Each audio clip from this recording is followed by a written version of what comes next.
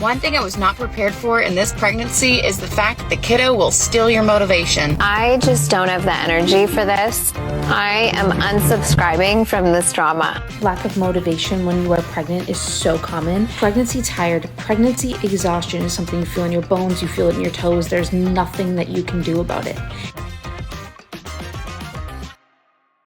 I know, you used to be on top of everything and now it just feels like your to-do list is attacking you. But you're not failing. This isn't about willpower. This is not something that you can just like power your way through. Pregnancy completely changes your baseline motivation level. We're gonna look at what's actually happening in your brain, why it affects motivation, and simple ways to shift your approach without guilt or shame.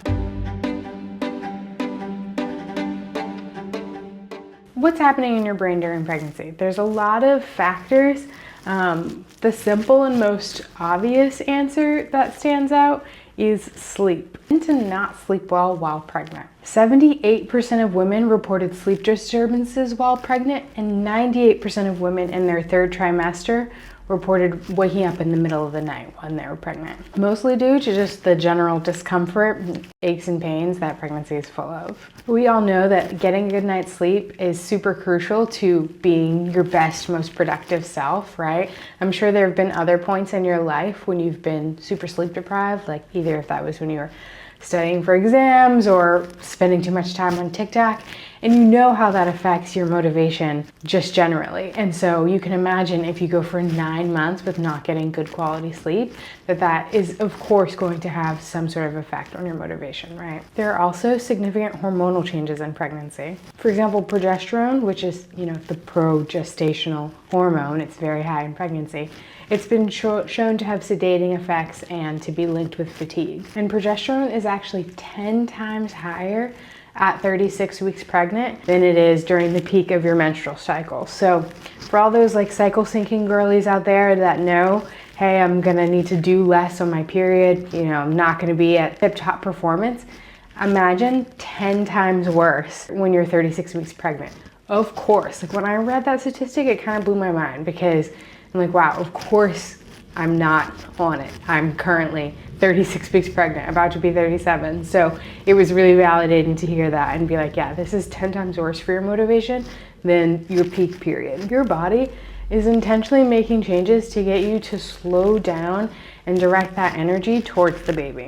There are also some changes to your dopamine system that's kind of rewiring how you get dopamine and directing you to get most of your dopamine from caregiving activities from babies as opposed to outside things. So if it used to give you a little quick hit of dopamine completing a task, maybe that's not the case anymore.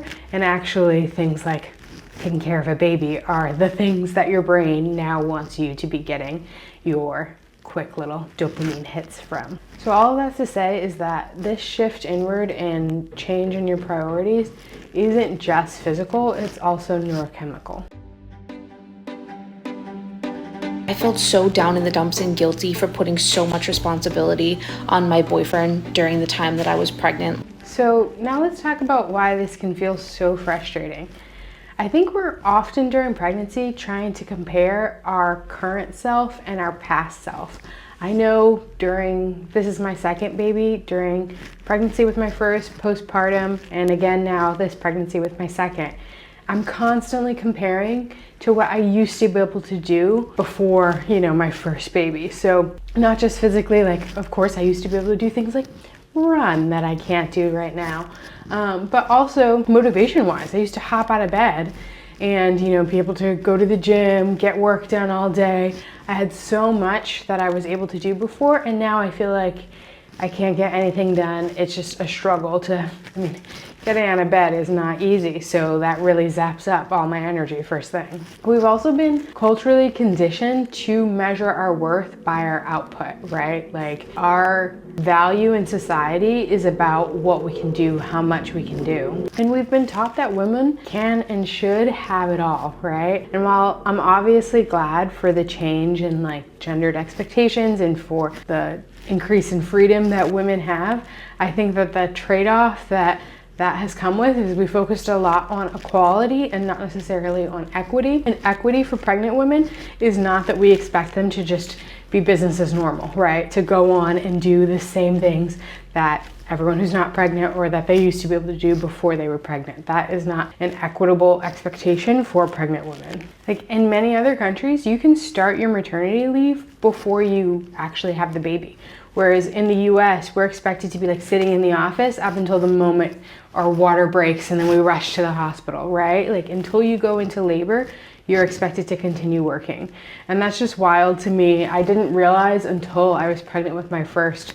I worked for a Canadian company, and so I had seen other coworkers going on leave before they had the baby, and I just assumed that I could do that as well. And when I was told by HR that like, actually that's not a thing in America, I'd have to apply for short-term disability or something like that, I was shocked. Why am I working right up until the moment that I pop the baby out? That doesn't make sense. When you layer that on top of like the general expectations of our productivity focused culture and like what you see from wellness influencers and trad wives who are able to cook from scratch 3 meals a day with their 8 kids, pregnant with their 9th, that all makes it seem like it should be like business as usual while we're actually growing another human.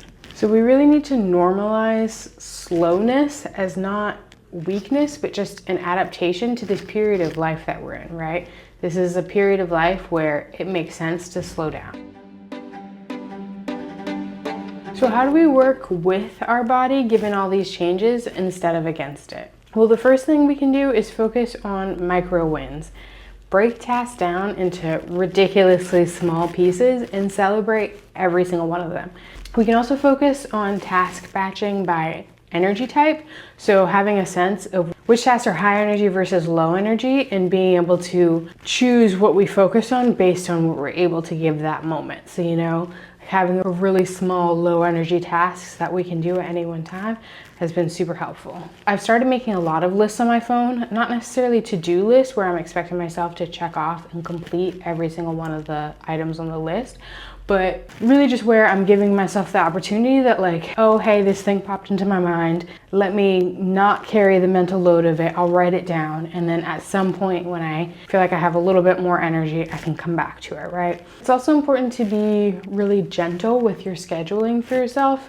Like if I have 3 things I'm supposed to do in a day, like even if those 3 things is like go to the chiropractor, go to the doctor, and then get 1 thing done for work. That's a really busy day. I know that like just walking the 15 minutes home from the chiropractor is going to take it all out of me, right? So I'm trying to build in a lot of buffers in my schedule so that when I need to, I can rest. You can also focus on being gentle with yourself when you make your schedule for the day and building in buffers of time so you're not trying to go from one activity to the next, from completing one task to the next, because obviously you need a little bit more of a break now. You need to be able to take your time, do things at your own pace. So obviously that's not a possibility for everyone, but if you have the ability and some control and flexibility over your own schedule, I would definitely recommend building in lots of buffers. So those are just a few tips and small things that I think you could do to try to get more control over your productivity level at this point. But honestly, this is a really short season. It'll pass. The biggest thing that you can do really is just to make peace with where you're at and understand that your motivation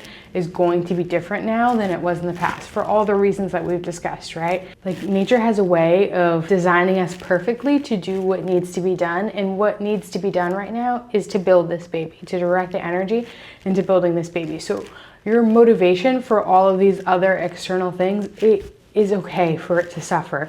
Don't try to be the person that you were before you were pregnant. You know, it doesn't make sense. So again, you know, your motivation isn't broken. It's just being rerouted. This is a phase. It's not forever. Just listen to your body. It's the wisest coach right now. And it's the most important thing you can do is just focus on that. I'd love to hear in a comment down below, what have you noticed about your energy or motivation? Any big changes? Is this just me? Hopefully not. All of the research I've done made it seem like it was very common, and like I said, it was very validating to hear that I'm not the only one having sleep issues. I'm not the only one who's feeling fatigued. So that was all super validating to hear. But if you're one of those people who is just able to keep on trucking, I'd love to hear. I'd love to know that you're real and it's not just the trad wives. Yeah, I'm just getting started, but if you want more research-backed video essays about pregnancy and motherhood, please come back. That's what I'm planning on posting on this channel. I really hope that this resonated with you. I think the motherhood space is full of advice where they're telling you, hey, this is the best way to sleep train your child. This is the best way to have an unmedicated natural birth. This is the best way to do X, Y, Z. And I just want a space where we can look at the research ourselves, evaluate what's being said online, and do more of a research, cultural analysis, kind of look into these topics, where then you can take that information and decide for yourself, rather than me telling you what I think is the best way to do, because I think it depends for every person, every situation. So that's what I'll be posting on this channel. I hope you stick around. Please subscribe down below, and I'll see you next time.